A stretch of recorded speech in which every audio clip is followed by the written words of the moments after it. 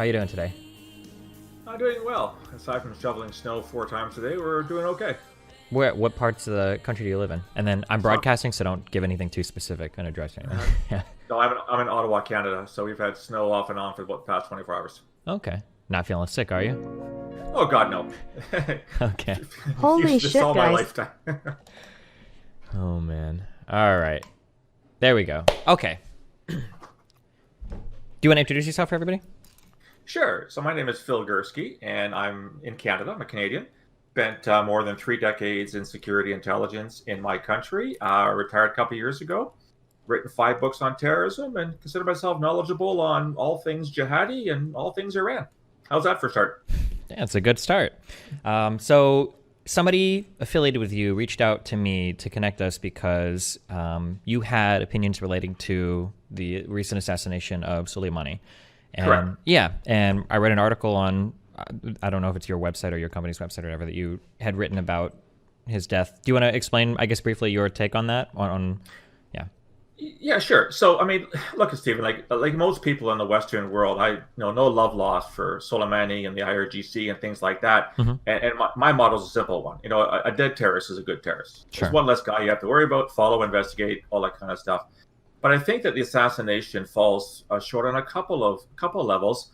One is, and we can talk about this more in detail, is, you know, what is the role of the military, whether it's Canadian, American, whatever, in the war on terrorism? I got issues with that. Mm-hmm. I think, secondly, for me, it made us kind of take the eye off the ball, and the eye off the ball is jihadis. So people like Al Qaeda, Islamic State, Al Shabaab in Somalia, et cetera, et cetera. And I don't think that Iran poses nearly the same level of threat that the jihadis do. And third, and you know, speaking strictly as a Canadian, you know, 63 Canadians died in an aircraft that was taken off from Tehran about a week after the assassination, when an Iranian military guy thought a passenger aircraft was an incoming American missile or something, shot it down, killed 170 people, including a lot of Canadians. And, you know, I'm not, look, at the blame for that lies solely with Iran. Mm-hmm. They are the ones that shot the missile. They're the ones to go with the aircraft. But, you know, it's pretty hard to get there in the sense of what happened without the tension that had risen as a consequence of Soleimani's assassination and the subsequent Iranian ballistic missiles against U.S. forces on an Iraqi airbase. In other words, bottom line is, had that tension not been as high as it was, that aircraft would not have been shot down. That's just my personal opinion. So, you know, again, Soleimani's dead. Good thing. He's been a pain in our ass for a very long time. I just don't think it's that Iran and the IRGC is our number one threat, and it worries me when we kind of focus on that kind of thing.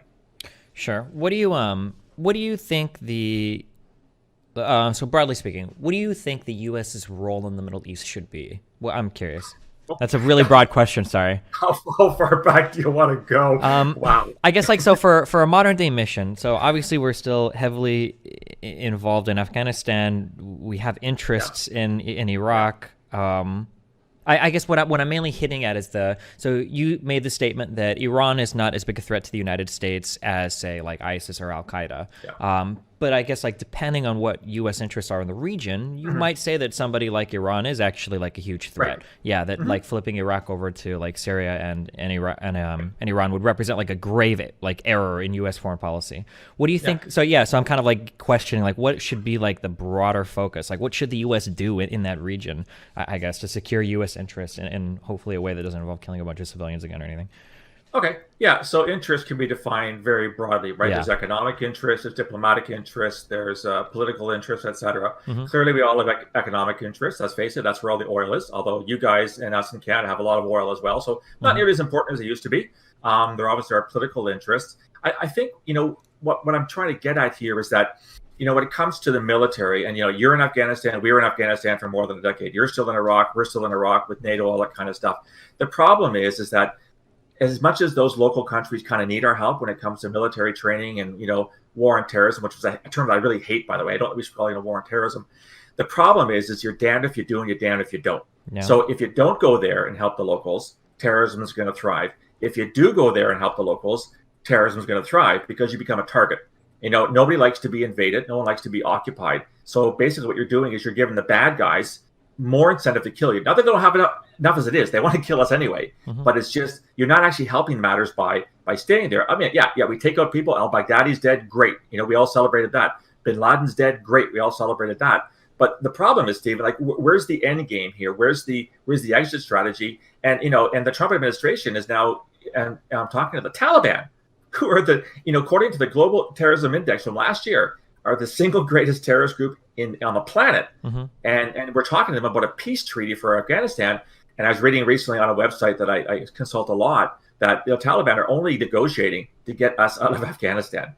They have no intentions of being peaceable, bringing democracy to Afghanistan, women's rights, all that kind of stuff. They just want to see our behinds out of that country. So the problem is, like, when we talk about the military response to this, is in some ways it's good, but it also causes a lot of problems. So it's a very long answer to your short question. To me, there's got to be a better way of doing this, because we haven't solved the Middle East, if that's even our goal. I don't know that is our goal. We've all been involved in the area for a very long time. It's not getting any better on many levels. So what the answer to that? Hey, if I had the answer to that question, you couldn't afford me on your program, because I'd be a gazillionaire by this point. Yeah, well, assuming the Trump administration would even want a solution. I would like to hire someone for it, because it's hard to tell sometimes. I'll let you answer that one. Yeah, I know. There's a lot of different random things to talk about. I guess you made a statement about the making a peace agreement with the Taliban in Afghanistan. So on its face level, that sounds absolutely horrible. But what other way forward is there in Afghanistan right now for foreign presence there? Because it seems like right now, if we leave, the Taliban would roll over the rest of the country basically the day after. And then we've been there for so long. Like, what's the path forward there that doesn't involve a deal brokered with the Taliban? Yeah, I don't know that there is one. You're absolutely right. The Afghan government has no way of defending itself against the Taliban. And by the way, there's also an Islamic State affiliate called ISIS in Khorasan, which is equally as deadly as the Taliban in that country. So when we leave, it's going to be a shit show. But it's a shit show now, I would argue. So is it any worse of a shit show? I don't know. That's an academic question. To me, what you want to be doing is trying your best to basically outfit and equip the Afghan National Army, the Afghan government, give them the resources and training so they can kind of handle their own problem. And being an old guy that did security intelligence for 30 years, I'm a big believer in sharing intelligence and sharing information to help them identify the bad guys so that they can take them out rather than us taking them out. Because again, at least if they take them out, they can claim, look, we're just like you. We're trying to stop crimes from happening and terrorist acts and killing from happening. At least it's Afghans killing Afghans rather than Americans or Canadians killing Afghans. And then again, they can say, well, it's all the foreigners' fault. You guys came in here, you're killing us, you don't belong here. We're going to kill you in return. So it's not a great answer, and I apologize for that, but I'm not sure there is a great answer for what's happening in Afghanistan. And I think you can say the same thing for Iraq. If we leave Iraq tomorrow, it's going to be probably a shit show for a very long time. But will it be our shit show? And that's the question we have to ask ourselves. Yeah. It seems like in both Afghanistan and Iraq, we tried to help them build their military up, but for whatever reason, it was like there was so much misallocation of funds. There was, the stories of the ghost soldiers on the payrolls where commanders were just collecting a lot of money. And it seemed like, I don't know what the problem is either. If it's just incompetency in leadership or not mission direction or what. Well, with all due respect to the military, and I never served for my country's armed forces, but I have a lot of friends in the military, and I have a lot of time for them. But the old saying that no plan survives the first engagement with the enemy, right? A lot of this stuff was planned, maybe and it thought it would look good, but for reasons you cited, whether it's mismanagement or corruption or whatever, it rarely pans out the way you think it's going to. So this is why I don't like the term war on terrorism, because it's if we're putting it in a military analogy, it's like a war on poverty. How are we doing with the war on poverty? How are we doing with the war on drugs? How are we doing with the war on whatever? So again, my bias is very clear. Being an old security intelligence guy, to me, what you want to do is you want to beef up your security intelligence forces. So like CSIS in my country, the FBI, et cetera, the CIA, they can identify the bad people, get rid of them, and get out of Dodge before anybody notices you're there. Like again, the Bin Laden assassination was perfect. They found him, they went in, they took him out, they left. No muss, no fuss, no footprint.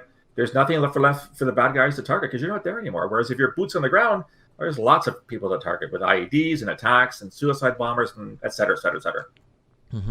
Do you think there's going to be long-term repercussions with our relationship with Iraq after that? I know that they threatened something, or I think Trump said that he was going to tariff them if they didn't. Doesn't Trump tariff everybody? Yeah, well, or not. Maybe it wasn't tariff. Maybe I think Trump even weren't the idea of sanctions floated if they weren't loyal to us or something anymore. Yeah. Well, and maybe that's important for Iraq. Maybe it's not. I'm not sure. The Iraqis can deal a lot with their neighboring partners. You talk a lot about Iran. Iran's got huge influence in the region, and that's both for historical and political reasons. They're neighbors. Yeah, they fought a brutal civil war in the World War in the 1980s, kind of like World War I with trench warfare and human waves and all that kind of stuff. Yeah. But they're there. I mean, and when we leave, and it's a matter of when, not if, right? We're going to leave one day. Iran's still going to be there. And it's going to have its own vested interests in the region. So the question becomes, can we live with that? I think the answer is yes. It's not going to be easy, but I think that, we have to give into sort of political and geographical realities. Is that unless we, engage plate tectonics tomorrow and move North America 7 billion kilometers east, we're not going to get anywhere near that area. So how much influence can we have in the long run? Is Iraq going to be a problem? Absolutely. Do they have to get their shit together? Absolutely. Is that going to happen tomorrow? Absolutely not. But is that really our problem? I don't know. We can help the Iraqis with training and all kinds of other things, but is it our call to create the government that we want as opposed to the government that the Iraqis, for right or for wrong, want for themselves? Well, we kind of already did that when we took apart their last government and told them how to do the new one. That didn't end very well, did it? Yeah. It feels like from a U.S. interest. Sorry, just to be clear, when I have these conversations, I'm not speaking like morally if it's right or wrong. I'm just from what the U.S. wants or whatever. Just from a U.S. foreign policy interest, it seems to me that it would be unacceptable that you would have that geographical firewall of Syria, Iraq, and Iran connected in close partnership, especially after we just spent 15 years worth of manpower trying to bring Iraq back to a normal U.S. relation. That to just leave and see that immediately to that firewall of three countries would be devastating to us. I don't disagree with you, but again, it's this is all a question of when, right? Because it is going to happen at some point. We seem to be doing that in Afghanistan. I mean, Canada pulled out in 2011, I believe, our last combat forces. You guys are still there. We are going to pull out Afghanistan, and the Taliban is going to take over. So what can we put in place or leave in place or lend the Afghans to make the transition as good as possible from our interest perspective, without meaning we're going to stay there for another 20 years? Because staying isn't solving it. Like I said, we're damned if we do and damned if we don't. So a Syria, Iraq, Iran nexus, I would argue it's been there already since the 80s. I mean, we've been dealing with it. And to date, we've kind of dealt with it okay. There's been skirmishes here and there, the odd terrorist attack, that kind of thing. But, we haven't seen massive support for terrorism in our homelands from that triumvirate of countries in the same way as we've seen ISIS-inspired, Al-Qaeda-inspired, all that kind of stuff in your country and my country through Western Europe kind of thing. So again, that's, I'm kind of bringing this down to sort of the terrorist part. Yeah. That's where the priority lies. It's with, ISIS isn't dead. They're still around. Al-Qaeda is resurgent. Al-Shabaab's carrying out attacks weekly in Somalia, Boko Haram in Nigeria weekly, which can have repercussions back for us here in the West as well. So that's where I think we need to, if we're going to deploy, that's where we have to deploy. Well, I'm really curious about that. So it seems like you take a big focus on terrorism. It feels to me like terrorism is definitely like the loud issue. Like that's like the big thing that we talk about. But it feels like from like a foreign policy interest perspective, the U.S. doesn't actually prioritize terrorism, but rather we're more interested in like the geopolitics of who is friends with who in the Middle East. So, for instance, when you say like a united Iran, Iraq, and Syria isn't necessarily the worst thing in the world. It might not foster terrorism. They might be able to like hold off terrorists even better, right? ISIS wouldn't be able to grow if those three countries are unified. But people like Saudi Arabia, the Gulf states, Israel, that has to deal with Hezbollah and everything, they probably, our allies down there wouldn't be very thrilled geopolitically with those three countries coming together and like being strong allies and being able to transport troops back and forth, right? Like Soleimani, for instance, was pivotal in helping Syria fight off ISIS in that country. No, you raise a really good point, and I think you're absolutely right. And even I, as a terrorism guy, even I know that terrorism is really a blip when it comes to international security. I mean, we have to worry about it. Do we want to stop attacks? Absolutely. Do we want to stop innocents from dying? Absolutely. But in the grand scale of things, it really is. I wouldn't call it a rounding error, but it's pretty minimal when you look at the bigger picture kind of thing. So, but even geopolitically, there have to be better ways to get around this. So, Winston Churchill famously said, jaw is always better than war. So, I mean, are we even engaged at the diplomatic level? As hard as that might be. I mean, are there backroom channels going on right now to have these kinds of talks where we can have a civil discussion where we can say, okay, how is this going to go forward? What are you going to do? What are we going to do? What can we accept? What is something that you're okay with and we're okay with? I'm sure those channels are going on. I don't have access to them because I'm retired right now. But to me, that's a much better calculus going forward than saying, well, we're going to be in the area indefinitely to protect our Israeli friends and our Saudi friends, et cetera, because that's not sustainable. Yeah. I mean, what is it costing the U.S. taxpayer to have this permanent deployment in the Middle East? It's got to be costing like trillions of dollars over the past couple of decades, right? And what's it gotten us? Well, I don't know what it's gotten us. I don't think it's gotten us a lot. Yeah. Speaking of diplomatic channels, did you have a strong opinion on the Iranian nuclear deal, the joint pack of or whatever? I'm going to be really careful because I'm certainly not a nuclear expert, and I rely on people that I have a lot of respect for. And the ones that I did read and followed did say it was the best deal possible under the circumstances. Was it perfect? No. But the Iranians were kind of ponying up to the bar. They were abiding by the restrictions and principles. So I think it was the best thing we could have done. I did not agree rather with the Trump administration when they tore it up. It was a day two of the administration kind of thing. I think that was just a knee-jerk reaction. And wait, I hate to say that you did or didn't disagree? I disagreed with the Trump move to do that. Gotcha. I thought everyone, the Europeans, everyone was saying it's working so far as well as it can. So, and inspectors were in place. It was being monitored, kind of thing. I mean, I kind of hate to say this. I might get some hate mail for saying this, but to me, a lot of U.S. action towards Iran is like we're still stuck in '79. Yeah.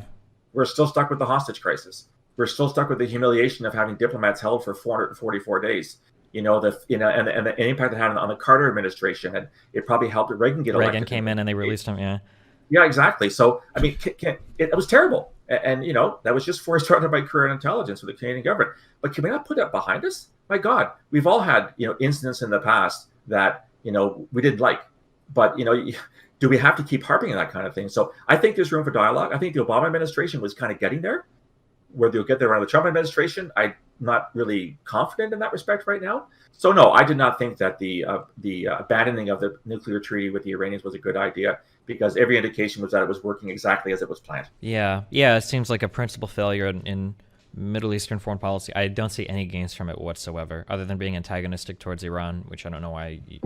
To what end? Yeah. So one of the problems that I have with executive action, so our president is capable of doing some things unilaterally, but something that a president can assert unilaterally can be removed by the next president unilaterally. So like the Iran nuclear deal. Is there a way forward for the U.S. to even negotiate with countries like Iran? It feels like a lot of the credibility has been lost when, hopefully, the next president doesn't just completely undo this. Well, I guess we're going to have to see what happens with your election this November, right? I mean, right now it's looking like a pretty even vote from what I gather watching. It's kind of 50-50 about whether Trump will get a second term or whether Democrats will take it. I think if the Democrats do win, you're going to see a significant shift in U.S. foreign policy. If nothing else, then to be seen as to be undoing the Trump years. Yeah. I mean, you've got a two-party state down there, right? Where one seems to want to undo whatever the last ones did just because they can, and because that's what their base wants. So I think there's a way forward. I think Iran is open to negotiation. I really do believe that. Iran's under a lot of pressure right now from their own people. Before we get too far into how willing Iran is willing to work with the U.S., apparently within the past few hours, I think it's been reported that rockets have hit a U.S. embassy in Baghdad. So I read that as well. Yeah, I think those are fired from either Iraqi militias or Iraqi. I saw that on Al Jazeera. I don't know what the details are right now. But yeah, if it ends up being, if they make it tie to Iran, either real or suspected, then we're going to have more retaliation. I mean, where does this thing go? It becomes like a tit for tat, right? And it's like you hit me, I hit you, and I just don't know. At the end of the day, how any of this benefits any of us in terms of regional relations and the future of geopolitics in the Middle East. Yeah. So anyway, going back to Iran, I mean the Iranian people they're fed up, they're pissed. I mean it's been 40 years. The economy's in the tank, in part because of sanctions, in part because the Iranian military sucks out a lot of the Iranian budget from and so the country's not been doing well for a very long time. People are fed up of the theocracy. Like I studied Iran for 20 years as an intelligence analyst, and I know that these people they want anything but what they've got right now. But unfortunately, the theocrats in power, the IRGC is in power, and they hold the levers of power, so they can hit their own protesters and kill them and slaughter them almost at will. My understanding is that for decent reason too, like Iranians, at least older generation Iranians, are not very happy with the West. It's not like they would welcome America with open arms to come in and fix anything as well, right? No, they wouldn't. But I think there have been relations with the Europeans for the long. I mean, most countries in Europe still have diplomatic relations with Iran.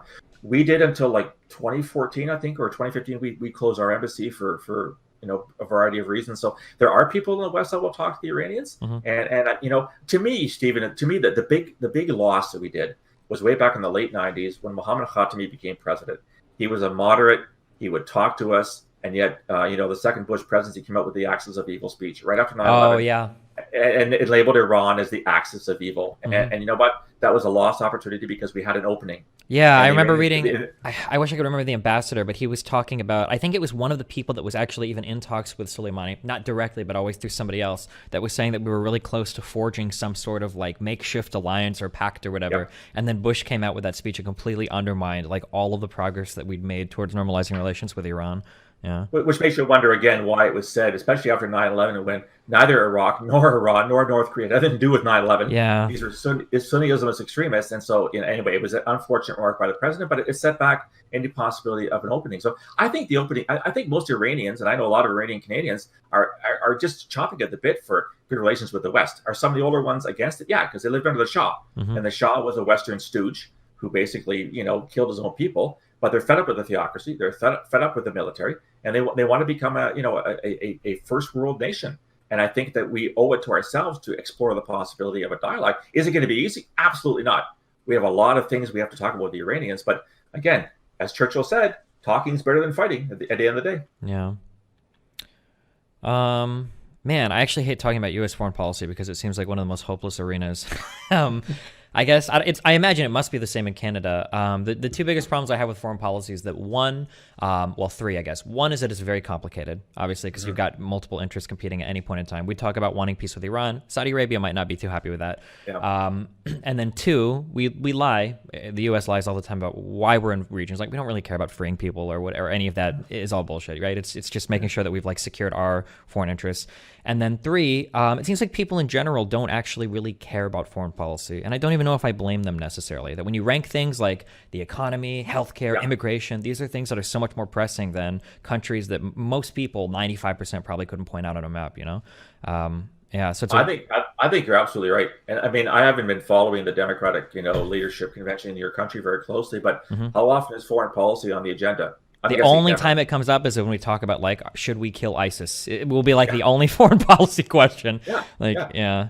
And I know in our last election, that just took place last October, there was no foreign policy debate. No one cared. Like you said, the average Canadian American couldn't give a rat's ass about foreign policy. It just isn't. It's not as important as your next paycheck and how you're going to pay the bills and can you afford your kids' education. That's what. And it is complicated. And and I think the other thing we've done wrong in both our countries is that the foreign policy professionals, the people that really get this kind of stuff, are not the ones making the decisions. Yeah, it seems to be very, very, very political. I guess it's the same with economic policy, too. It's always really painful to listen to, here's what all the economic advisors say, but here's what the political partisans, like in Washington, will end up saying. And you get these appointments as ambassadors in both our countries where people are probably not the best people to send abroad because they're not experts in the area. They have their minions and they have their advisors and their consultants, absolutely, but when the guy at the top doesn't really get it, I mean, is that the best person you want representing your country abroad? What if he's put on the spot, right? Yeah. And it can't come up with an answer. So, that's why foreign policy, most people, run away from like the plague or like the new coronavirus or whatever, because they don't get it. It doesn't matter to them.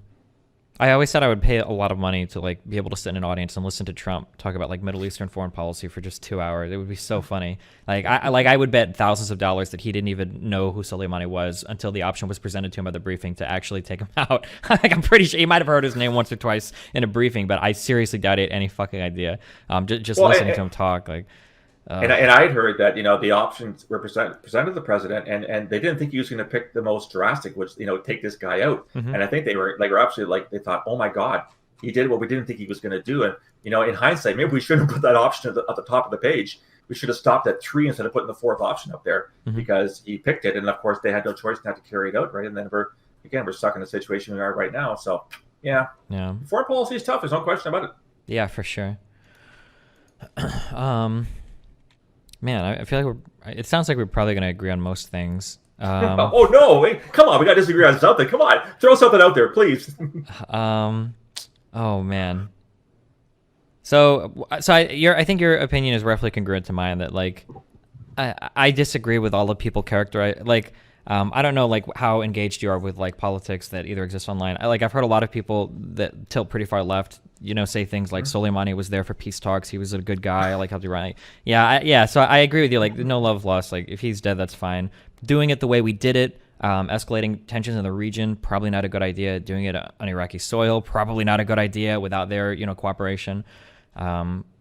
Well, the problem with taking out somebody like that, and he was a member of a government. Like, taking out Bin Laden, taking out Baghdadi, these are terrorists. No one's going to shed a tear, and there's no state behind them, right? There's no one that's going to say, "Ooh, boy, we're going to launch something back." You're talking a state; it's a different thing. And the problem is when you carry out these extrajudicial assassinations, sort of unilaterally, you're kind of saying it's okay to do this. So what happens when the North Koreans next take out some diplomat in Thailand? Yeah. Or the Chinese get really pissed off at what's happening in Hong Kong or Taiwan or whatever and decide to whack somebody. I guess it's okay then, right? Well, to hit on an extreme technicality. So I think the two justifications given are that one, I think the Trump administration did declare the Iranian Revolutionary Guard Corps as a terrorist organization. Correct, yes. So technically, they did have that designation, even though it is a part of a state, a union. Yeah. And then the second one was that I think the argument was given was that the authorization for the use of military force in Iraq gave Trump the authority to target and kill Soleimani. That would be my guess with the U.S. justification for saying, like, well, this is okay. They were terrorists. We killed a terrorist. Like, sure, it might have been Iran, but yeah. Okay, well, I mean that is some justification, but the one that was given at first was that he posed a clear and present danger to the U.S. interests in the region. Yeah, and everything I'm seeing is that was not true. Is that there were no planned attacks against U.S. embassies in the Middle East, in the Gulf region. So again, I guess the problem I'm having, Stephen, is that was this really carefully thought out? And I don't think the answer is yes. I think this was a gut decision that was taken, and now we're kind of trying to explain it post facto. Yeah. Like, okay, what was really happening at the time? Oh, what we really meant to say was this, and this, and that's where I think we run into problems. And so when you make decisions like this, which are really important decisions, you got to be thinking ahead. Okay, what are the implications going to be? What is the likely Iranian response? What is the likely Syrian response? What's the likely Iraqi response? What's the likely Russian response to this kind of thing? And I'm not sure those calculations were made because I'm not sure that people at the time cared. And that's where you want your veteran foreign policy and security experts in the room saying, but sir, okay, if we do this, let's look at the possible consequences down the road. I'm not sure that happened. Yeah, and it's hard to believe that when I'm pretty sure both Bush and Obama had their thumbs on Soleimani, and that was back when he was actively involved in killing U.S. troops in Iraq, and we still decided not to take him out.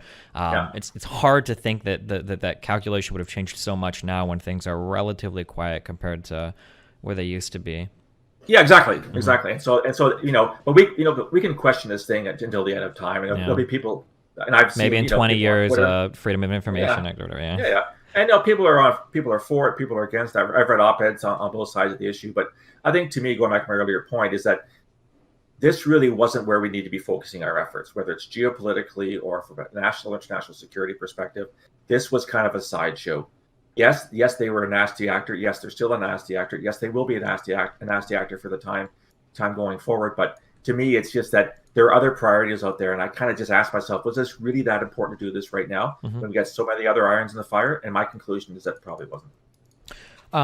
So I'm kind of curious. We're dealing with more past events than forward, but like, what do you think the U.S. involvement should have been in Syria? Let's assume. Do you believe that, for instance, Assad used chemical weapons against his people, or do you think that that's a conspiratorial claim?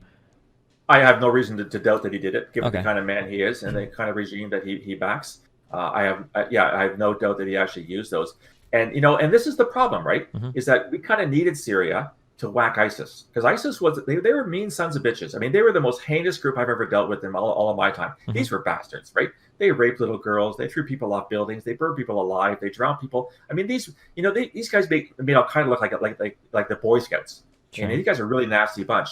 And the fact is that ISIS, was primarily located in Syria and Iraq. So we had to rely on the locals, i.e. the Iraqis and the Syrians, to help us. The problem is that the Syrians are the Assad government, and do you really want to be dealing with those guys? But sometimes you look at what is in our mutual interests and whose help do I really need, and you kind of like swallow this one, right? Like, I really hate Assad and I really hate his regime, but in this instance, I kind of got to work with them. I can hold my nose and do it because the greater end is there and the greater advantage is there.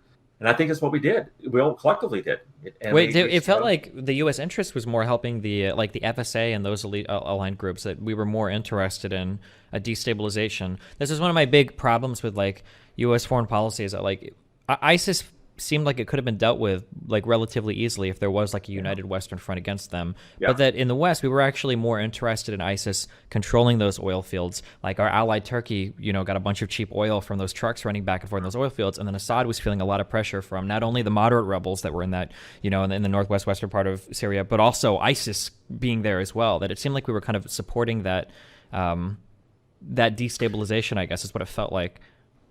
Yeah, but it gets complicated, right? Because Iran is there. Iran is a close Syrian ally, and of course, then Russia came in as well. Russia's a close Syrian ally. So the problem is there were too many cooks in the kitchen, and we all have very different interests, at very different levels. So we're not friends. Russia's not our friend. Syria's not our friend. Iran's not our friend. Yet all of us were collectively against ISIS. They're those guys you want to hit. So. And depending on what horse you backed in which race, you got different results. So I just, again, back to our previous agreement, right? Is that foreign policy is really, really hard. And you kind of make it up on the fly sometimes. But yeah, when it comes to ISIS, I think we should have said, okay, our goal is to get rid of ISIS. And we're not looking at regime change in Syria. Arab Spring notwithstanding, it ain't going to happen anytime soon. Not that I don't wish the best for the Syrian people. I wish they could get rid of the guy. But it's not going to happen tomorrow, especially with Russian backing. But our goal should have been to get rid of Islamic State because those people were just the most disgusting terrorists I've ever seen. And then down the road, we'll revisit the question. Okay, what do we do about Syria? What do we do about Iran? What do we do about the region? Yeah.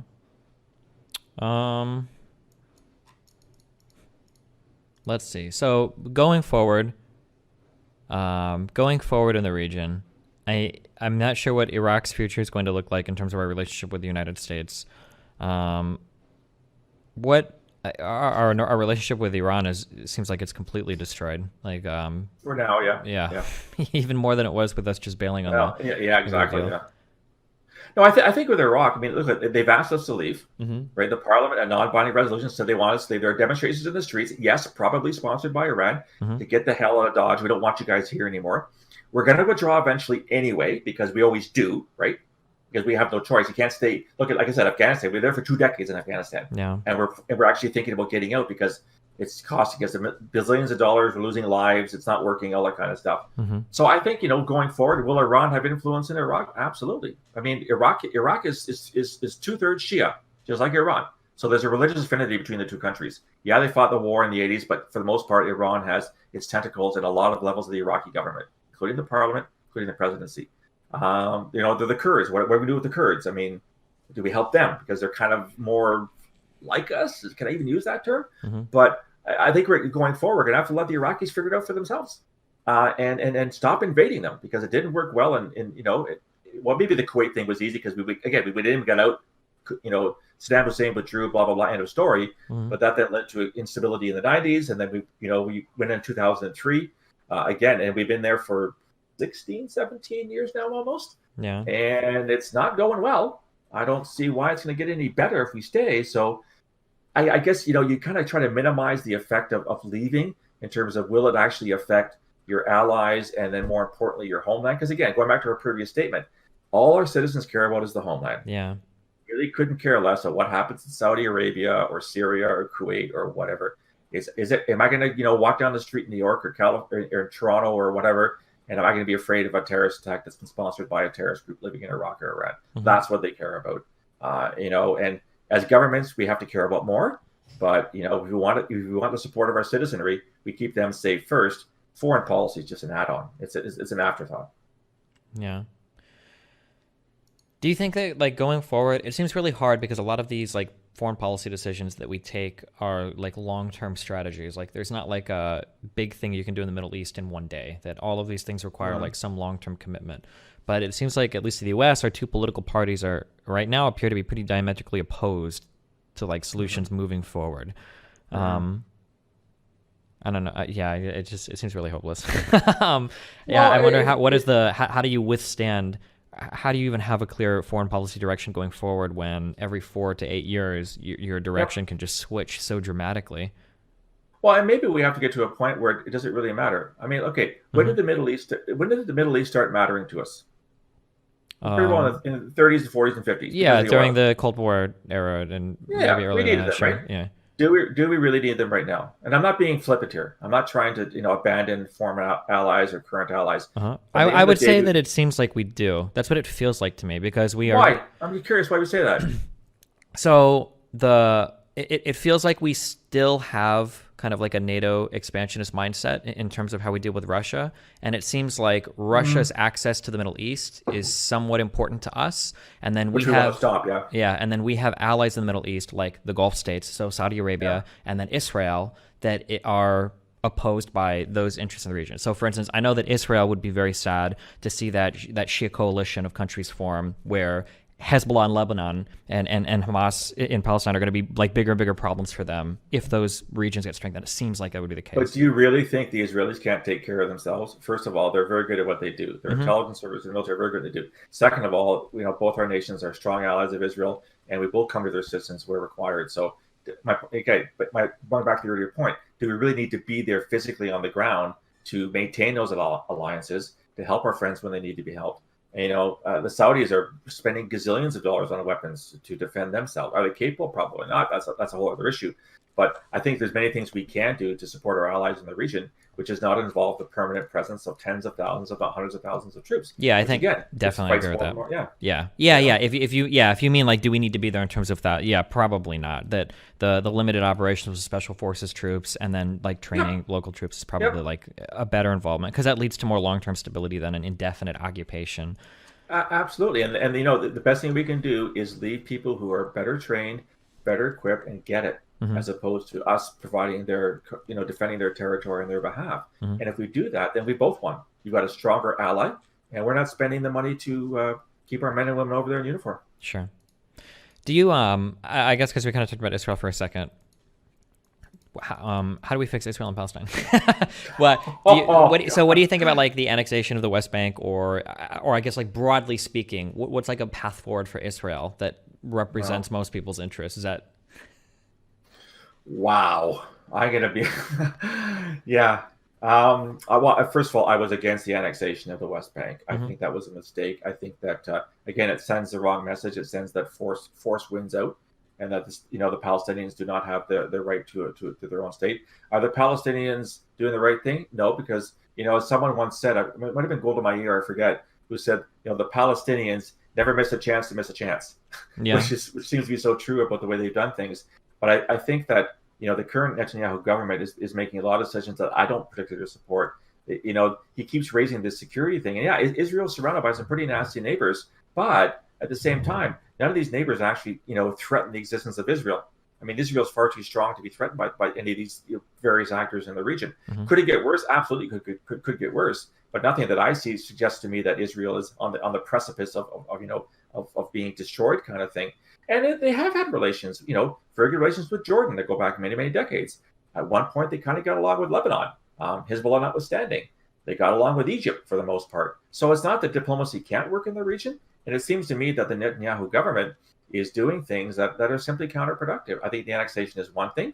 I think the pandering to the ultra-Orthodox extremist Jewish community is another thing, where they're basically letting a very, very small part of the population dictate their foreign and domestic policy. I mean, to me, those people are every bit as extremist as the people that we were about in Iran and Iraq and places like that. And the government seems to be kowtowing to their demands. So I think that, I'm not going to dictate to the Israelis how to carry out their foreign and domestic policy, but I just think that there's a lot of times where they do things that really aren't helpful in the long run.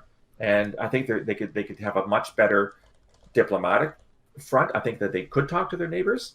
And that's to me going forward, that's the best thing. Have your military, have your security forces ready on a hair trigger if need be, but you adopt the diplomatic route first and see how far it's going to get you. So this probably goes without saying, but I'm guessing that you're probably opposed to Trump recognizing like that Jerusalem is the capital of Israel. We're going to move the embassy there and all that. Was that probably not a good decision, or were you okay with that? Or well, frankly, I don't care. I mean, to me, I think what would have been the best is that, if Israel wants to move the capital to West Jerusalem, fill your boots. It's their right as Israelis. Jerusalem is a very important part for Jews, as we all know. The fact that they annexed most of East Jerusalem gives me a problem, because East Jerusalem is technically in Palestinian territory, and the Palestinians want that as their capital. So they basically said, well, kind of screw you, you can't have it, kind of thing. But whether it's Tel Aviv or whether it's Jerusalem or whether it's God, who cares what, they have every right to do so. But to me, by annexing the West Bank and by cutting off East Jerusalem from the Palestinians, that's a step too far. And that just leads to more violence down the road. Because again, you've told them that, you know what, we don't care what you think. We're going to take it anyway. So what's the response the Palestinians have? Well, it's violence. Yeah. Groups like Hamas, allies like Hezbollah, groups like Palestinian Islamic Jihad. I mean, you've basically said to them, we're not going to negotiate. We're not going to sit around the table and talk. We're just going to do this. And so you've basically taken out every other weapon from the Palestinian arsenal and said violence is the only way that's going to work. So that's why they keep doing it. Yeah. That was my understanding of like whether the capital's in Tel Aviv or Jerusalem or whatever is not important. It was just more like the symbolic, basically thumbs up to everything Israel is doing insofar as their treatment of the Palestinians. It seemed like about. And as long as it's West Jerusalem, I think no one had a problem with that. But Jerusalem is a divided city in the same way Berlin was during the Cold War. We had a West Berlin, we had an East Berlin, right? And it's not an ideal situation. And the Palestinians, Israelis don't get along for the most part, but there could have been some kind of modicum of understanding where they say, okay, we're going to share this city and we'll, granted, we'll have certain powers and we'll have certain things in place and we'll see if we can get along and see where it goes. But no, I mean, that option is off the table right now. And I don't think that's a good thing.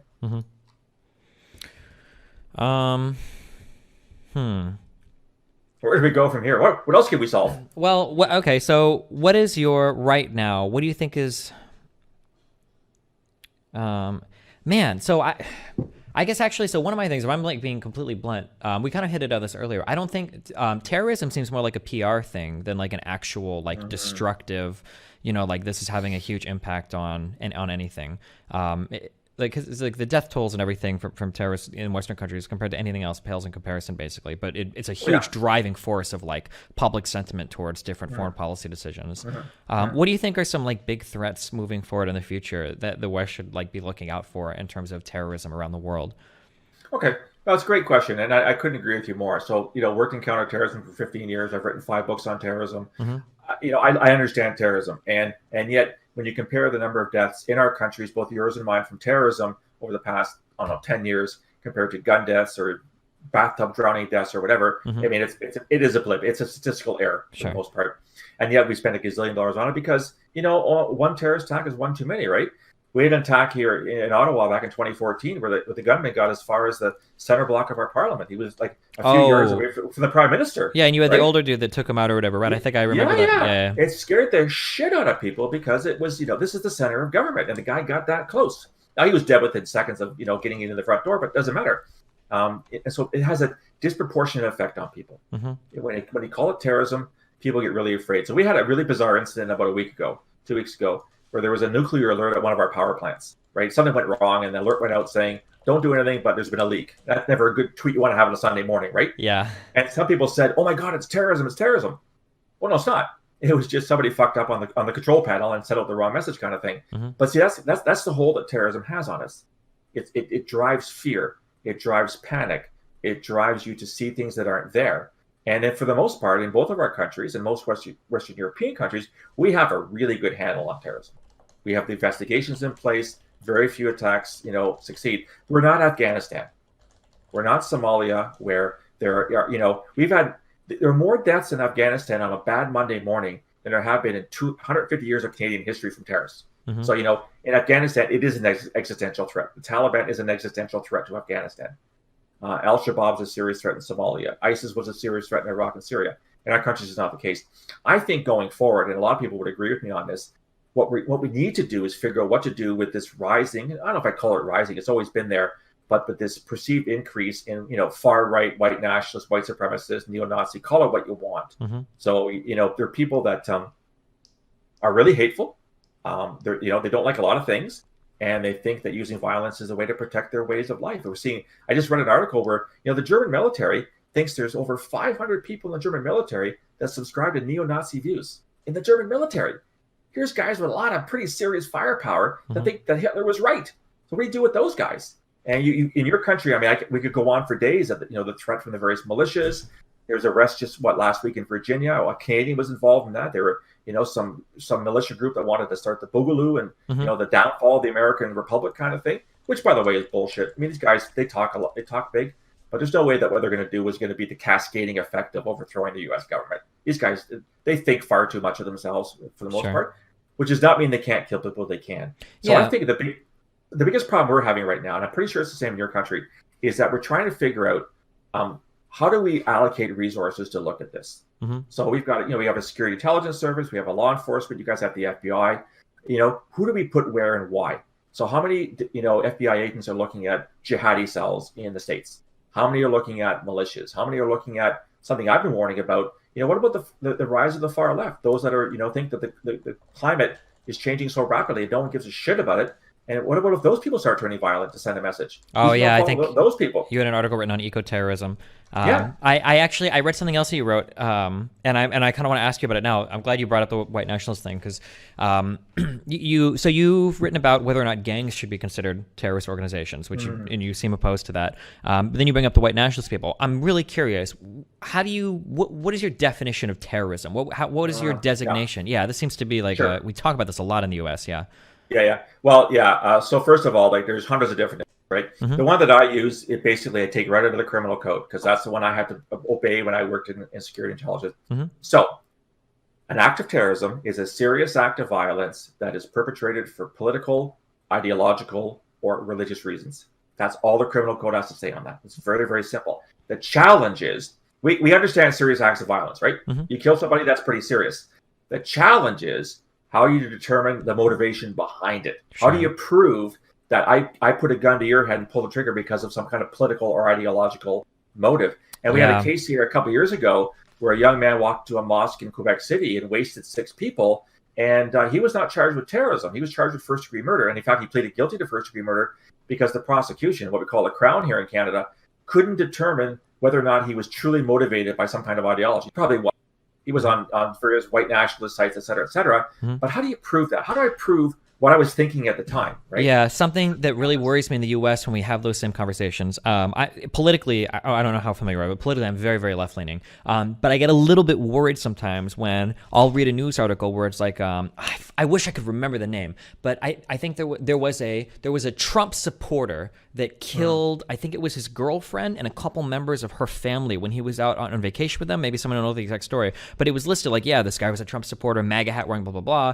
But when you're going through and you look at what happened, it doesn't seem like this was politically motivated. Like the dude had problems. Like, he retweeted some Trump MAGA stuff, but was it really a terrorist thing? Was this guy politically motivated? Not in the same way that the New Zealand shooter was, for instance, who was very clearly politically motivated. Yeah. Well, we had a manifesto, right? He wrote a manifesto that he told us exactly why he did it. Mm-hmm. So making those designations seem, that seems to be very, very, very challenging, especially anytime any shooting is involved.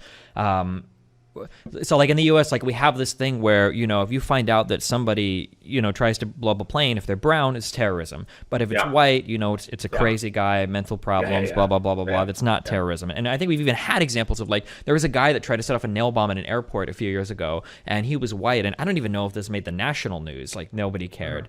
One of my favorite examples was in the United States, somewhere in the West, in some expansive nowhere land that no one cares about, a group of white people decided that they were going to take over large swaths of federally controlled land because they disagreed with some with some federal policy about owning the land or whatever. If these people were brown, this would have been 100% terrorist foreign occupation of U.S. soil. But since it was white people, nobody really cared that much. We didn't even talk about it for more than a week.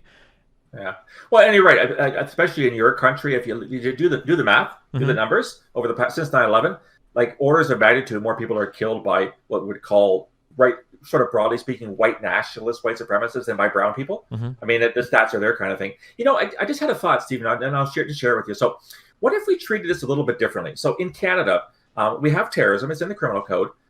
We also have something called hate crimes. Okay. So hate crimes are when you do something violent and it's determined you actually directed it against a certain group, blacks, LGBTQ, women, whatever you want to call it, kind of thing. The way the law reads, and this is my understanding of it, is that you try the person for the offense of which they're guilty, assault, attempted murder, whatever kind of thing. And if it's determined that there was hate behind it, and that's a hard determination to make, the judge has the leeway to make the sentence longer if it's hate related. Mm-hmm. So let's say you got 10 years for first degree murder, you get 15 because it was a hate crime. What if we did the same thing with terrorism? So if you kill somebody, and whatever your statutes say is the penalty for that. And if it's determined, oh, by the way, you had an ISIS flag, or you worshipped ISIS, or you made a video before you did it, that's a terrorism link. Therefore, instead of getting 25 years, you get 50 years because it's a terrorism offense. I don't know. I don't know what the U.S. Criminal Code says. I know what mine says. And maybe this is one way of getting around it that way, because I think the prosecutions, I dealt a lot with prosecution here in Canada. When you go to court, you want to win. Yeah. You don't go to court to lose. And so in a lot of cases, if you can't make that determination as to what the underlying motivation is, you're not going to try and prove it in court because you might lose. And then you lose. Yeah, we've actually had very famous cases in the United States. I think it was, do you remember hearing about Zimmerman? Yes. Yeah, so he walked, not because he didn't do anything wrong, but I think a large part of that was that they tried to get him on first-degree murder, which requires a level of predetermination that the prosecution couldn't prove. And if you can't get him on that, you can say, like, okay, we messed that up. Let's come back now and let's try manslaughter. Let's try second-degree murder. Like, you get one shot, and you have to go with the charges that you think are the strongest. Yeah. And I think that would work. We've had a case like that here. In fact, we've had very cases where terrorism is a charge on the books. And we've had a very success. And I don't want to go into the problems with the Canadian court system, but there have been times where people say, no, we can prove beyond reasonable doubt this person killed or tried to kill somebody. We don't need to prove why, because 6 murders, he's already sentenced to 40 years in jail anyway. Does it matter that he's a terrorist or not? No, it doesn't matter, because he's been found guilty of murder, and he's not going to see the light of day for decades anyway. So end of the day, who cares? But we've had the same argument here. If you're white, you're a crazy guy. If you're brown, you're a terrorist. We have the exact same debate here. So it's not helpful. It's not helpful at all. I think when I look at terrorism, one of the things, I guess I'm not as interested in the punishment side of things so much as I am in the prevention side of things, which is stupid to say. Most people would probably agree with that. One of the things that I always thought was crazy, I remember back in the very, very early, 20, God, I don't even remember. When did we start talking about ISIS? Was it about 2011, 2013? Was it a decade ago already? Yeah. Okay. Yeah. Geez. It always seemed like what you always heard was that poor people with no other options would run over and fight for ISIS in the Middle East. But when you started to look at who actually was going over, it wasn't actually poor people. It was sometimes middle class people. But this idea of being like kind of like disaffected, a loser. Yeah, that like society is kind of like shitting on you and blah blah blah. Yeah. It really bothers me how anti certain groups of people, like the rhetoric in this country has gotten, especially when Trump came in and did that 7-country, I don't want to call it the Muslim ban, but the attempted Muslim ban. And it's like, damn, I feel like stuff like that contributes to so much more ill will than anything else we could do. And it really bothers me that we take that approach sometimes. I'm really glad you raised that point, because I did a lot of work when I was with the security service. In fact, my first book was all about that, about what is it that drives people to do this kind of stuff. And we found quite categorically, at least in Canada, it wasn't about previous criminal records. It wasn't about mental health. Are there mental health issues? Absolutely. But I don't know what the stats are in the States, Stephen, but in Canada, 1 in 5 people has a serious mental health issue. So they're probably similar in your country. So, odds on that some of the people who go become terrorists are going to have mental issues. It wasn't about poverty. It wasn't about lack of education. It wasn't about marginalization, alienation. Most people that we were looking at and who went out to commit acts of terrorism or leave the country to join groups like ISIS were kind of average Canadians, just like they're average Americans. Yeah. And people don't want to hear that. They want to hear that they're the losers, that marginalized, and that they're evil. They're not like that's the most important part, is that we could never be those types of people. Yeah. And let me tell you a story. So when I was in high school, which was a gazillion years ago, I remember learning about farm workers in California that were Cesar Chavez was trying to organize Mexican migrant farm workers who were being treated like shit by the farmers in the area, right? Conditions and pesticides. And I remember getting really angry about that.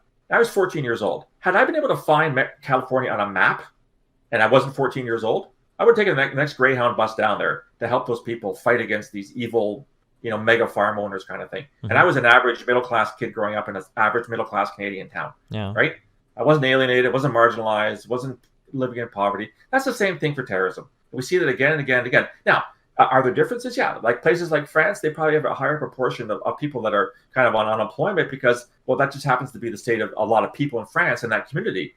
But in your country and in my country, these tend to be the middle-class people, mostly with post-secondary education, doing well. And we've got guys that are making 6-figure salaries, went over to join ISIS and blow themselves up. Like, why would you do that? Yeah. Well, it's because it's a cause, because you buy into it. And what ISIS was really, really good at, and they're still really good at it, is talking about grievance. So something's wrong. We know who's responsible. Oh, and by the way, your religion demands you take action to do something about it. So that's what their propaganda was brilliant. You got to give them credit for it. Propaganda was very slick, It was, it was pervasive. There was a gazillion messages out there, and they sold what they were selling, and people signed up. There are upwards of 40,000 people around the world went to join ISIS. Yeah, We've never seen that before. Yeah, it's really scary to me. It feels very not dystopian. I don't know what the word would be, but to watch some of those ISIS recruitment videos were very high production value, very well put together. Yeah, they look like they were put together like a marketing agency. Like they have the cool music. They're obviously using high quality equipment. They've got editing. They're on their Adobe Cloud and everything. Like, yeah, it was really scary to see how effective a lot of that advertising was, both in appearance and then obviously in actual effect of like drawing people down to that region of the world. Yeah. And the other thing we've seen in a lot of cases, and I just read some stuff recently, the other thing we're really bad at is your average person doesn't know when somebody's going off the reservation, going off the ranch. Mm-hmm. There are always signs that somebody is going down that pathway.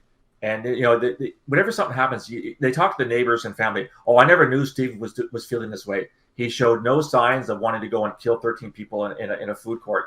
Then you go, well, yeah, but a month ago he started saying this, and 2 months ago we noticed he was going to certain websites, and he stopped talking to us, and his best friends were all kind of weirdos he would hang out with. There are always signs to do that. There's a guy at San Diego called Reed Malloy that talks about leakage, and these people give off signs that they're going down this pathway where they're going to contemplate the possibility of violence. The problem is, there's many problems. People don't know what the signs are, or they're afraid to acknowledge it, or they don't want to get in trouble, or they don't want to get their loved one in trouble, or they want to get involved, et cetera, et cetera, et cetera. Mm-hmm. But there's always people people give off some kind of odors that they're changing, and they're not changing for the good. Yeah. It's a matter of educating people on what those signs are, so they know.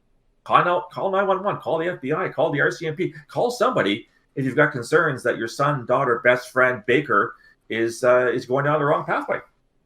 Maybe, yeah. Yeah, I guess I'm not as familiar with those. It seems like a lot of those signals could be confused with something else, but yeah, I've never looked at that. And that's the problem, right? Mm-hmm. Is a lot of, the vast majority of people who, we call it radicalization. It's a shitty term, but we're stuck with it. Sure. The vast majority of people that radicalize never do a damn thing. Yeah.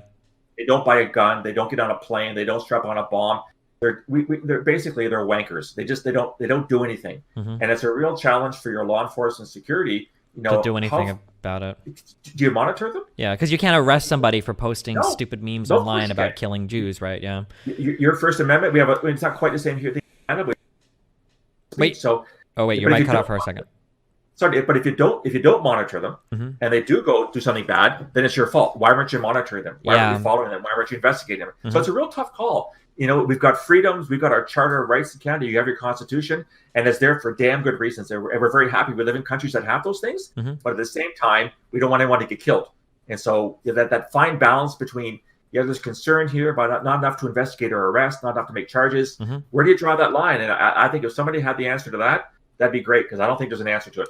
Okay, this leads into a good question. I'm a tech guy. You're a counterterrorism guy, so there must be disagreement here.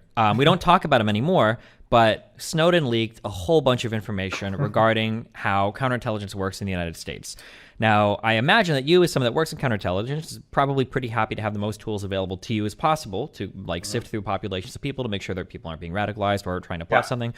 How does a government responsibly draw a line there when, in terms of what is a responsible amount of surveillance on your own citizens and what types of things do we pursue? And more specifically, so for instance, in the United States, we have something called a no-fly list, right? Yeah, well, that's a terrible idea. Yeah, you can get on the no-fly list though with no oversight. I don't go to court for that. I'm not charged with anything or even indicted. I just am. Yeah.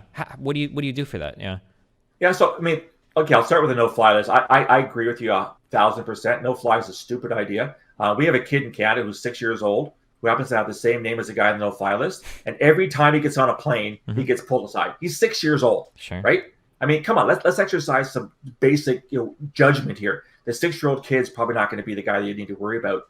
So the no-fly list is a really bad idea. There's other tools we could use. In terms of surveillance, not surprisingly, I wasn't a real big fan of Snowden. But I do think this is a really tough call. So, for most people, I think it's okay. I think most people don't care. that the government is vacuuming up their emails and all that, because I don't think most people care. Some people think, well, they let Google and Facebook do it for free. I agree with you. Even though people will come out and say they hate it a lot, they'll gladly trade off their information for some level of convenience to sync their products across 15 different phones and laptops. Yeah, I agree. Well, exactly. And I'm not sure this is going to help some of your listeners, but I'll say it anyway. People like me that used to work in that business, we could give a rat's ass about 99.9999% of what we collected, because it just wasn't of any interest to us. It wasn't threat related, or it wasn't feeding into some kind of significant policy. It got ignored. It didn't get processed. It just got ignored, kind of thing. Some people aren't okay with that. The mere fact it's being collected and stored somewhere is a problem for them. Because what if the fascists come to power, or what if Big Brother takes over and all of a sudden all my emails from the 1960s are being read again? I don't live in that kind of universe. I don't know if you do. I think maybe they do. Well, in I'm the not US, sure it's a great answer. Yeah, but those fears were stoked a little bit. I'm pretty sure that most of these claims were bullshit, but there was a huge fear at one point that the Obama administration's IRS was targeting conservative groups in the United States for IRS audits. I'm pretty sure later it came out that there was some bullshit glitch. That strikes me like bullshit to me, and that's conspiracy theory. But the problem is that conspiracy theories are a lot more sexy and a lot more fun to listen to than non-conspiracy theories. Right? Yeah, and drive public opinion sometimes. So and how do you disprove them? Misinformation, disinformation, fake news, that kind of stuff. But from a security intelligence perspective, I can just tell you that we had way too many important things to do in our time, and then worry about whether Aunt Sally's muffin recipe was being intercepted. I don't worry about that. I understand there's a philosophical issue behind this, but from a purely practical one, it just wasn't entertained by us. I'm curious, how do you so are you familiar with, like, sometimes intelligence agencies would very much like to have backdoor encryption access to things like iPhones and whatnot. Now, my understanding is that there have been exploits that have existed on the internet that have been discovered by our intelligence agencies. The information for the exploits might be left on a staging server somewhere that gets compromised by other people, and then that gets out or whatever. How do you feel about the upsides and downsides of that? Like, should the FBI or the NSA have backdoor encryption into all, like, U.S. manufactured phones or technology or whatever? No. Okay, let's look at San Bernardino back in 2016. So, the iPhone couldn't get decrypted. In fact, the FBI paid someone a shit ton of money to actually decrypt it eventually. Yeah, and they got the information eventually. But, if you're in the midst of an ongoing investigation and something bad's really going to happen, and the only piece or the kind of the cornerstone or the keystone is encrypted, you can't get it. My philosophy is very simple. You should have the ability to go to a court and get a court order. So you have to prove to the court beyond reasonable doubt that this information is really, really important in this investigation. And if the court says yes, and by the way, courts will mostly say no to these things because the courts recognize privacy issues. If the court says yes, then yes, the manufacturer should be forced to provide the information on that one phone, on that one time, to the law enforcement or security intelligence agency that wants it. So not blanket backdoor, sort of hacks or, that kind of thing. It's case by case basis. Now, the thing is, it would force the manufacturer to at least build in that as a possibility. Yeah, that's what I was going to say. The big pushback would be that, now you're telling me that, that Apple can get into all of my devices, which would necessitate the backdoor breaking, basically. And lots of people that would then not buy Apple. They go to a technology that refuses to do that, right? But to me, it's no different than getting a warrant to intercept your telephone calls, right? We have expectations of privacy in the Western world, and those are great. But if push comes to shove, if the shit's going to hit the fan, we have mechanisms whereby we can say we need to intercept your telephone calls because we have reasonable grounds to believe you're engaged in plotting a criminal act or terrorist act or whatever, and the court can say yes or no. And I guess the big difference there would be that, like, like a telephone call, I would have no reason to expect a telephone call to be a 100% secure, encrypted line of communication. Somebody else could be listening on the other end. They could have it on speakerphone. They could be recording it themselves. But for information that I put into my phone, if I put something into here and the drive is encrypted, I should have a reasonable expectation that if I died, this is never, ever, ever getting unlocked. So it seems like those two things are quite different in terms of, like, the implication. I can see that. But again, I think that, the number of occasions on which a law enforcement, a government agency has the need for this, I think are much less frequently than people think. And I think if you prove, again, it's the reasonable argument, right? Would a reasonable man or woman believe this to be the case? And if you can prove to a court that this is the case, I think we should have that, because otherwise, if people die, then people say, well, why didn't you have access? Well, because it was encrypted. Well, who's responsible for that? So you get into these arguments, and I don't know, are you okay with I don't know, 100 people dying in a food court innocently because the FBI couldn't get to someone's phone? I don't know. I don't think I am. I think so. This is a really hard one, but like we kind of make these calculations a lot in society. So, for instance, like I believe that the government probably has the resources to stop over half the crimes that are committed today. You know, if we were to expand the security state such that it encompassed so many parts of our life, right? But we make that decision that like, well, we're not willing to trade that level of freedom, right? I guess like my big concern is that like in Western worlds, I'm so hesitant to say this with the Trump administration, but I don't think that like this massive widespread abuse would happen. But if Apple is going to make a concession to the U.S. government saying like, okay, fine, you know, we've made a key, bring us a phone, we'll open it for you, blah, blah, blah. We are okay with that, but how do we feel when countries like China do that, or Russia do that, or Vietnam does that? Or like, no, those are great. Those are great points. And you know, we tend to play by the rules. Those countries don't. Yeah. And I think that so I would disagree with Apple saying to China, oh yeah, we can do it. But to me, you know, Apple would say to China, you haven't shown us beyond a reasonable doubt that you need this information, so go screw yourselves, kind of thing. So I don't like the universal backdoor. I like the case by case backdoor. I don't know if that's feasible. I'm not techie. I can't spell technology, right? So I want to be really careful here. But if it's possible to do that on a case by case basis, I think that mechanism should be available. Absolutely. Yeah. My assumption would be that, especially given how much we wrangle IP, or China wrangles IPs from us and everything, and the technological sabotage and cyber infiltration and everything that countries like Iran and China are engaged in, that if Apple were to create that kind of like unlock mechanism, it would only be a matter of time until some country like that were to get a hold of it. Yeah. Probably. Yeah. I see your point there, but then again, inevitably it'll probably all be available. I mean, unless we get into quantum computing, which I understand is basically unbreakable, because in the minute that you screw around with it, the person knows it's been screwed around with, so you abandon that kind of communication. But I don't know. This is a tough one. I don't think we're going to get an answer to that anytime soon. Yeah, it's a cost. Whichever side you side on, you have to eat a bullet on some bad costs that suck. I think so. Yeah. I think so. Yeah, I think you're right. Kind of in the same line of questioning, kind of. So we had an issue with Abu Ghraib over in Iraq. We had an issue with Guantanamo Bay. Do you think that foreign terrorists, do you think that they should be afforded rights in terms of like how we approach questioning them, you know, prisoning them, releasing them? Or do you think these guys are treated as something different? This is more like, I guess not like a counterterrorism question, maybe. Yeah. Wow. So as I said earlier at the outset, a terrorist is a good terrorist. You take out a guy in a drone strike and you take him out and not his family and not innocent civilians, which happens more often than people like to admit. Oh yeah, I got no problem. Especially in Yemen today, yeah. Oh yeah, I got no problem with that. I got no problem with that at all. I think these people are definitely, they rather kill you than say hi to you, kind of thing. I have no problem with that. Once you've actually captured them, which is not a really great thing to do at the best of times, I think that you have to treat them as you would any other people. I think they do have rights, because if we don't, then basically we lower ourselves to their level, because they're not going to treat us with any kind of modicum of modesty. If we ever, you look what happened to the ISIS prisoners, right? They were given orange jumpsuits and they were beheaded. Well, where did the orange jumpsuits come from? Gee, let me think. How about Guantanamo Bay? So they were basically saying to us, "We're going to do it to you. You do it to you what you did to us." I don't think that's a good precedent to set. So I do think that they have rights. I think they have a right to stand trial. But if you can take them out earlier on the battlefield, I'm not shedding a tear. Sorry, I hate to be callous, but I don't have a problem with that. Okay. I guess like one final question. I think we've covered most of the terrorist stuff. Are you familiar at all with the Uyghur Muslim situation in China? Very much so, yeah, very much so. This is one of those things where it feels to me, especially because it's so hard to get any information out of China. Oh yeah. We all go back to the 1940s in our head, and we would all like to think that like if we would have known that the Nazi death camps existed, we would have been there immediately. Of course we would have gone, and we couldn't let that happen under our watch. What the fuck, guys? But we did know it.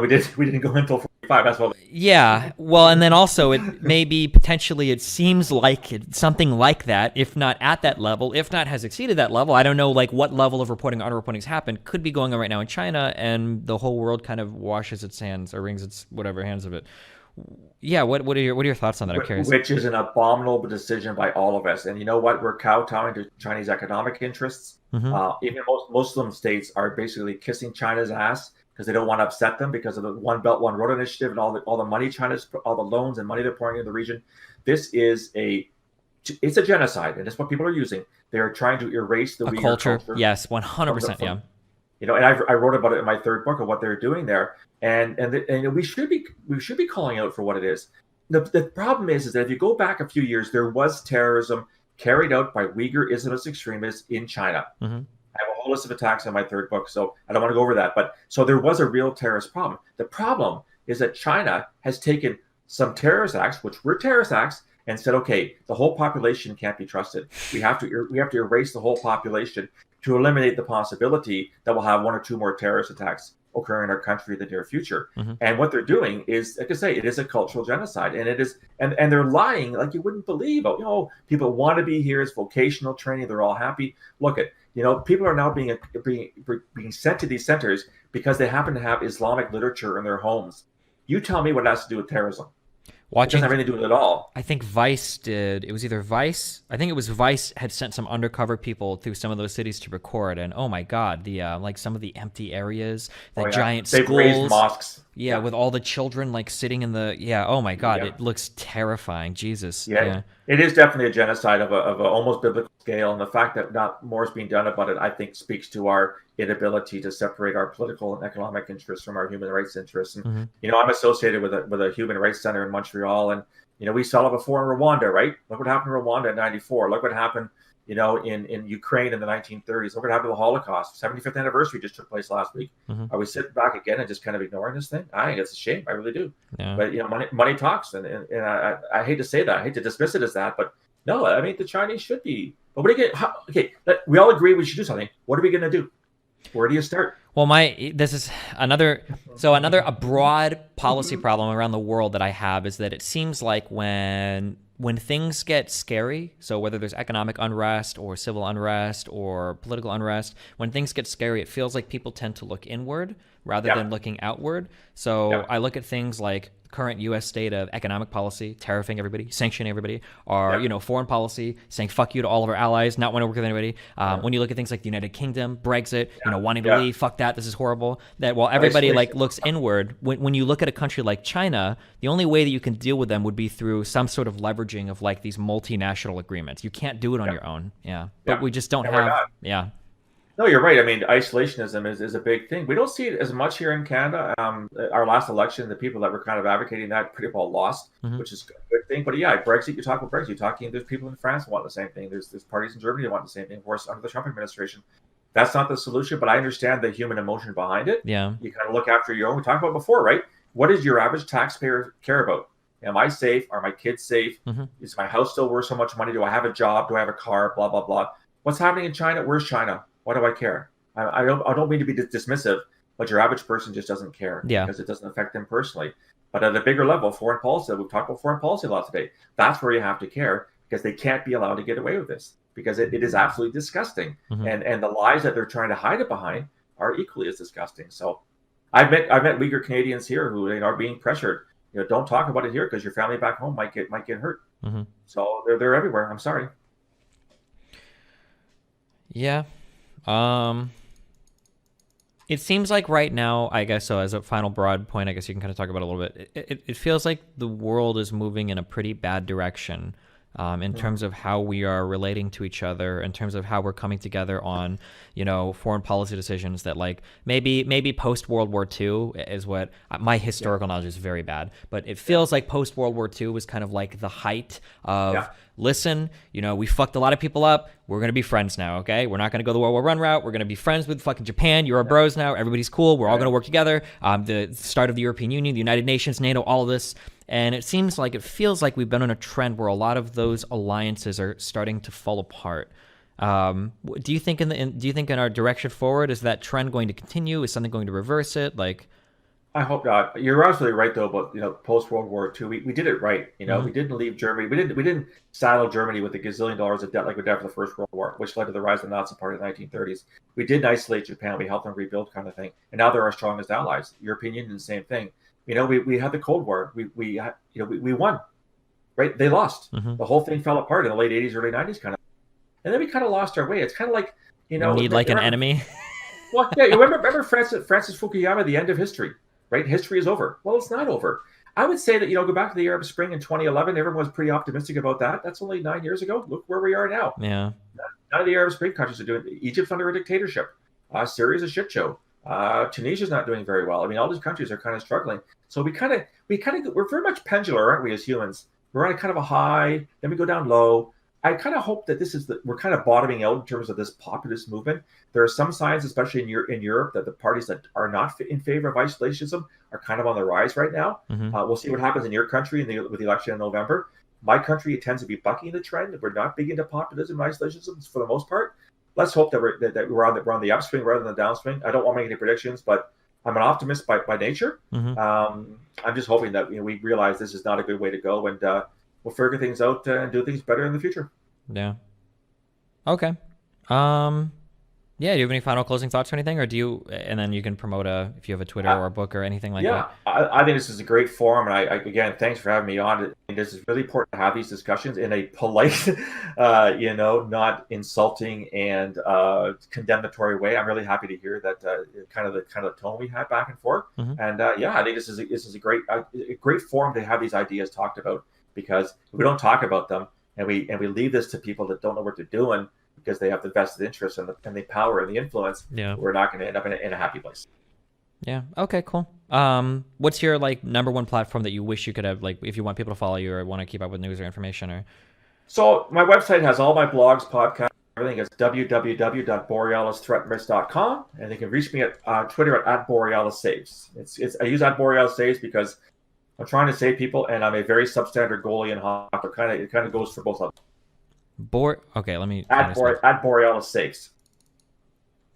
Okay, hold on, let me get these. Oh yeah, Borealis threatandrisk.com. That's me. Yep. And at Borealis Saves on Twitter. Okay, cool. Gotcha. All right. Awesome. I'll have my people post on the chat. Okay, cool. Well, hey, I really appreciate the conversation. If you're, I don't know who reached out between who our mutual contact was or whatever, but if you ever hear me or they point you to something that I say that you either super disagree with or whatever, feel free to come on and let me know. I'm always trying to gather information about this stuff because it's so complicated and there's so much going on all the time. Absolutely. Yeah. No, again, thanks for the opportunity, Stephen. If you want to talk in, I'm more than happy. Okay, cool. Awesome. Thanks a lot. I really appreciate the conversation. Yeah, take care. Yep. Bye.